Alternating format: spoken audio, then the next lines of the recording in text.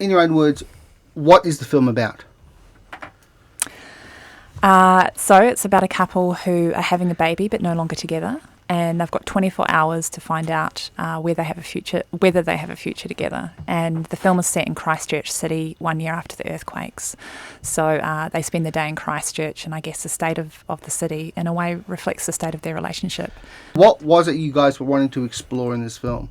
Well, there were a few things that we wanted to explore. I think one of them was that we wanted to do something for Christchurch, and I guess our way of, as filmmakers, was in ability to give back, was to tell a story about Christchurch and what the people there were experiencing and going through, and what their city, the state of their city, I guess.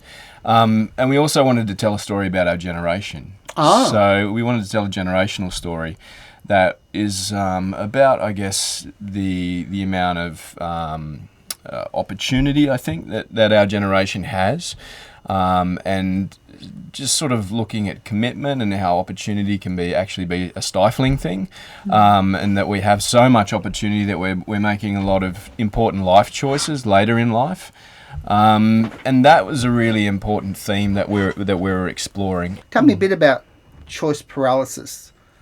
Look, I think it's fair to say everyone experiences it, but, I think I don't know, maybe the internet sort of enhances it because you can sort of see what everyone else is doing, and maybe, all the other things that you could be doing with your life. And I don't know, I think overall we're probably making decisions, a little bit and committing and all these sorts of things a little bit later in life. It's not necessarily just a bad thing, it's just a thing, and it's something that, I think what we wanted to explore and discuss. Yeah, it's because it's very, it's very specific to our generation. I think you've got this intense kind of focus on career, and then that's all about until I build my career, until I have this kind of profile, or until I have this kind of behind me, I'm not going to make these decisions and these choices. And our film is all about these modern day dilemmas. Tell me a bit about the style of the film. You've chosen to shoot it in fairly sedate style, conversational style. Why choose that style? Why not have them arguing for 70 minutes?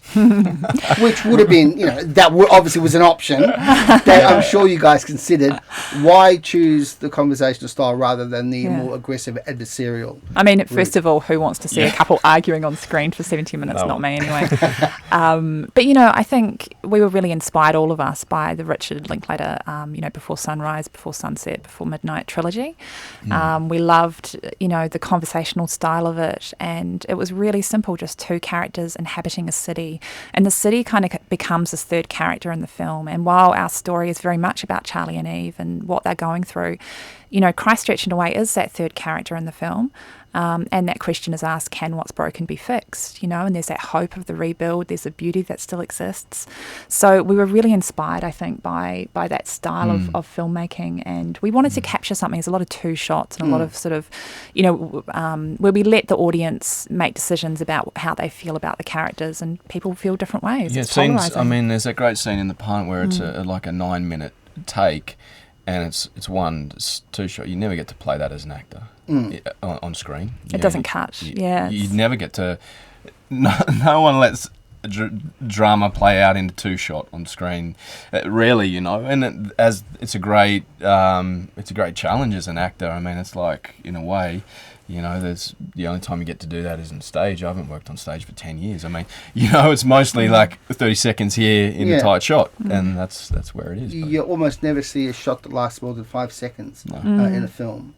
Okay, now, we're obviously very keen to find out about the reasons behind your taking up the distribution model, which is, I understand, the first time in Australia that something has been simultaneously released in theatres and on pretty much as many digital platforms as you guys could wrangle. Is that the case? Yep, that's right. And we're going out on Stan as well, so it's definitely the first time it's ever been available on a streaming service at the same time as theatres and VOD and DVD. Okay. Now, why? Such a big question. It's a huge question. Why? I guess we wanted to... It's a response to piracy, essentially. There's a lot of conversations, as you know, happening around piracy at the moment. A lot of those conversations are very much around control and surveillance, and they're the solutions for controlling and stopping piracy. We're not coming in with all the answers. We're coming in and we're trying to add to the conversation, and we're trying to do it in a way, I suppose, that's positive. We want to add to the conversation in a way that's about freedom, that's about choice. We think that people want to watch what they want to watch, when they want to watch it, on the platform they want to watch it, at a fair price. And so we want to put the film onto as many platforms as we can, so anyone in the world essentially can watch that film however they want to, whenever they want. Does this distribution model, though, not also address the type of film it is? A 70-minute conversation piece. It's a two-hander. Mm-hmm. This is a film that, if it was only released in cinemas, you might get a couple of screens. Well, no, I don't agree with that. I think that if you released in cinemas, you'd probably have a few more screens. You've got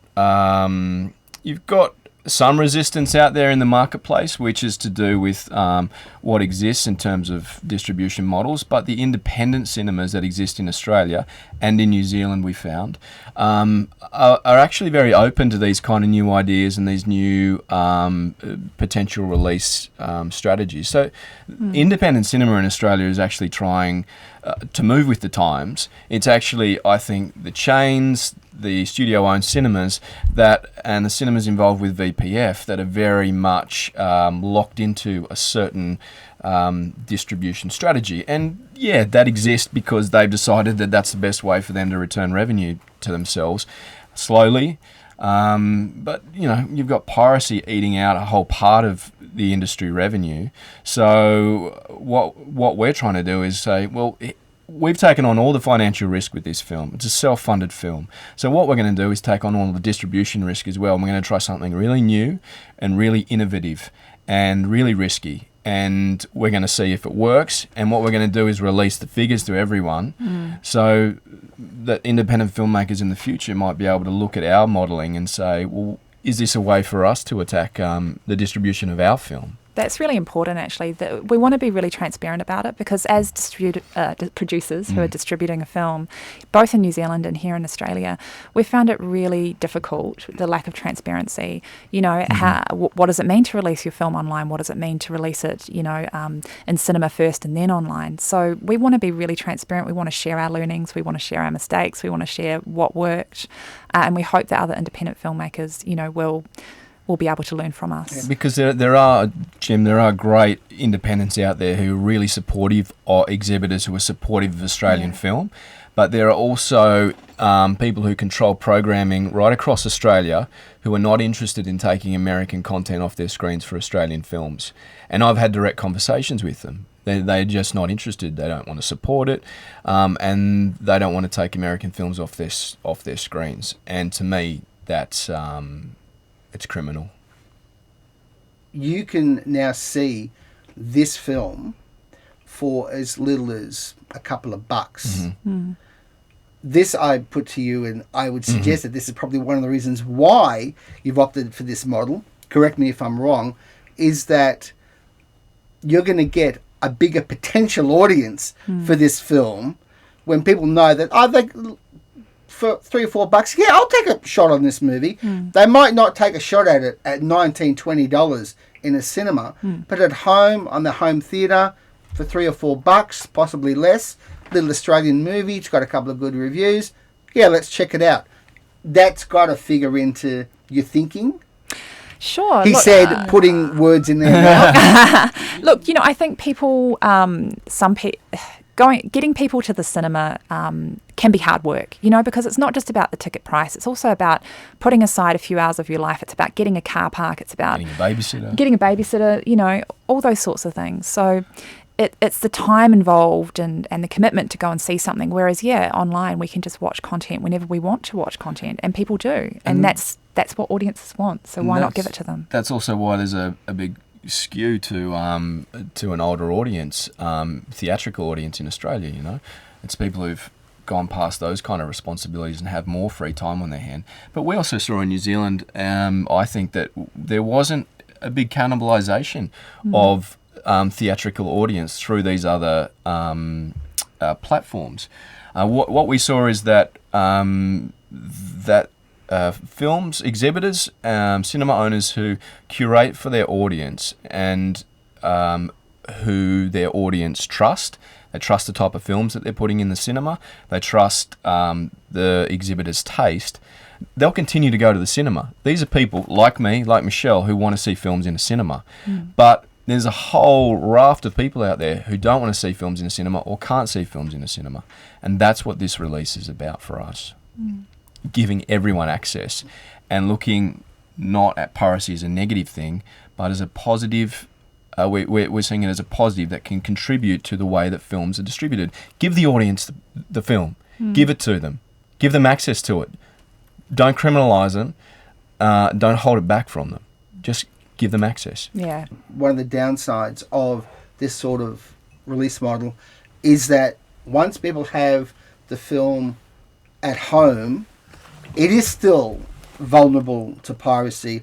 People are always going to pirate as long as they can, and people who don't want to pay for content won't pay for content. That's as simple as that, So I'm not too worried about that. What we want to do as distributors is we want to give the people that really want to watch something, but they can't get their hands on it, so they go and pirate it. Those people, the opportunity to pay for the content. And we think maybe, just maybe, if we give them access at a fair and reasonable price, they will pay. We think that piracy is very much finger pointing at the pirate. And don't get me wrong, piracy is wrong.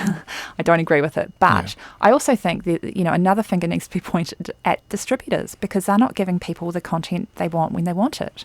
So, we're trying to experiment and change. We're trying to shake up a pre-existing model that's existed not only in Australia but worldwide, but in Australia very much so, and has been very tightly held onto for a long period of time.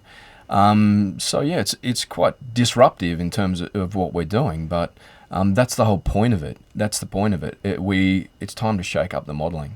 This is the future, isn't it? I mean, the future's here now.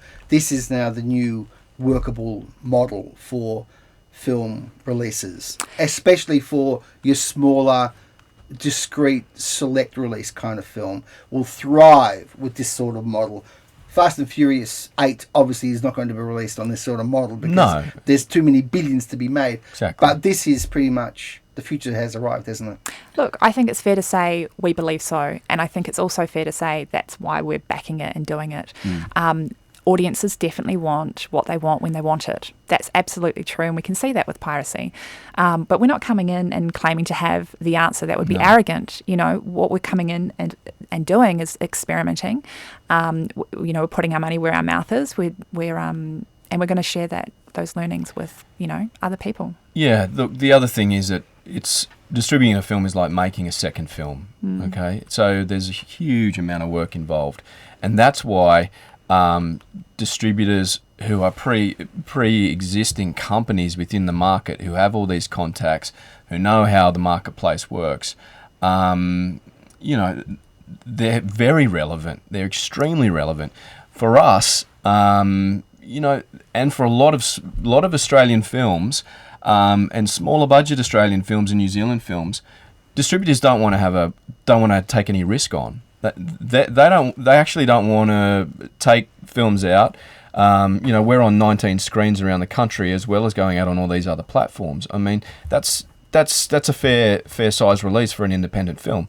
They don't want to take on these smaller Australian films because they don't see that they can make any money off them theatrically. And they're sort of looking now at more taking them on more from a digital perspective. So if you want to get in the cinemas and you want to get on TV and you want to get on these other platforms, well, you have to go out and do the hard yards yourself. And I must say, it is like making a second film, distributing your own film. Yeah, you're this big shot star now. You're on Spartacus and you've been on all these other hit shows. You're a Logie. What are you bothering with this producing of small movies for? What are you bothering yourself with all this nickel and dime stuff? What's motivating you to? Yeah, of course. To the same thing that motivates me to be an actor, to tell stories, to tell Australian stories, to contribute to the social fabric of my country.